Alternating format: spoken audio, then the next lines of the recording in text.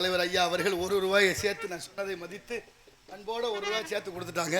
ஐயா அவர்களுக்கு நன்றி, உளமார்ந்த வணக்கம். நல்ல நிகழ்வுகள் தொடரணுங்கிற எண்ணமும் செயலும் ஒருங்கே இருக்க வேண்டும் என்ற நல்ல எண்ணத்தோடு அன்பளி வழங்கிய ஐயா அவர்களுக்கு நன்றி, உளமார்ந்த வணக்கம்.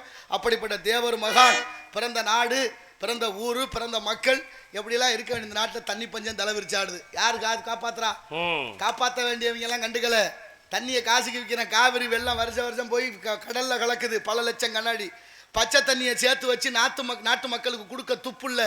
ஆனால் விலைக்கு விற்கிறதுக்கு மூளை வேலை செய்யுது. ஆனால் தஞ்சாவூர் மாவட்டம் பேராவூர் தாலுகா நம்ம நாடியம் கிராமத்தில் பிறந்த நிமல் ராகவன் என்ற ஒரு தம்பி உலக நாடுகளெல்லாம் நீர் மேலாண்மையை கையில் எடுத்து சரி செய்கிறான். நம்ம ராமநாதபுரத்தில் பல ஊர்களில் கம்மாயை நிரப்பியாச்சு தண்ணி. தெரியுமா உங்களுக்கு? தெரிஞ்சிருக்கணும். ஏன்னா அந்த பகுதி பூரா அந்த தம்பி முதல்ல வேலை செய்ய ஆரம்பிச்ச இடம். இங்கேருந்து ஆரம்பித்தார். கொஞ்சம் நாளைக்கு முன்னால் திருச்சுள்ளியிலேருந்து கமுதி வரை சாயல்குடி வரைக்கும் உள்ள கால்வாய் தூர்வாரப்பட்டது.